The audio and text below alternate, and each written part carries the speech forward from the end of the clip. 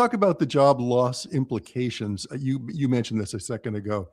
And I guess Goldman Sachs has already reported that about 6 or 7% of our workforce has already been displaced. I presume that's a U.S. number. That's a U.S. And we'll probably see a net loss of about 14 million U.S. jobs by 2027. So this gets, we talked about robots in warehouses and automation of warehouses, coders, but this is really getting with ChatGPT and some of these other forms of AI. These robots will be able to do more and more sophisticated tasks. Amazon has laid off, 14,000 workers already this year, or was it last year? I guess last year probably, and up to 30,000 by the end of this year. So these are major implications, aren't they? Yeah, there are shifts now. Is in the coming of any other automation. I mean, at one point in time, when the screw machine was introduced, there was a lot of people that had been doing machining that were no longer needed to be doing machining. So, the good screw machine could turn in a day what it would take 20 men on lathes to produce. So there's been this is not new. It goes back to the French. Well, the French, the saboteur. The word saboteur comes from, wasn't it the French who took off their shoes, their clogs, they were called sabots.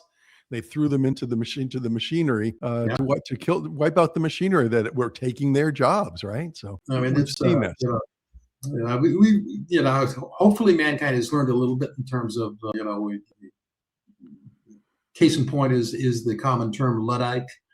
Yeah, someone who is not for good reason, but reluctant to move on with the available technology. There's got to be some degree of faith, if you will, in terms of looking back over history that when those jobs were taken, those jobs were replaced with jobs that no one could have anticipated. When those all those people that were putting together all those mechanical calculators. Yeah.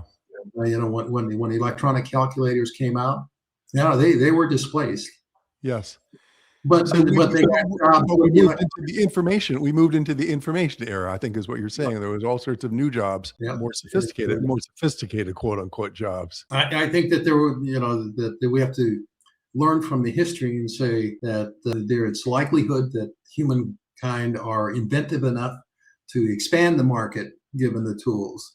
Yeah, it's not a pure zero-sum game. You made a fascinating point that I have been thinking about, the notion of taxing robotic labor, and it was almost a nod to being sympathetic to the IRS, which is an unusual position to take. I think you said, I mean, who else can work 24/7 with no benefits, and what about the losses to income tax? Delve into that a little bit, would you please, David? Well, it's trying to look through the path through to that future we talked about, knowing that we're going to go through some rather dramatic transitions from here to there. And it will be times where there will be large swaths of people that have been displaced that have not yet had the benefits of these new jobs that we anticipate.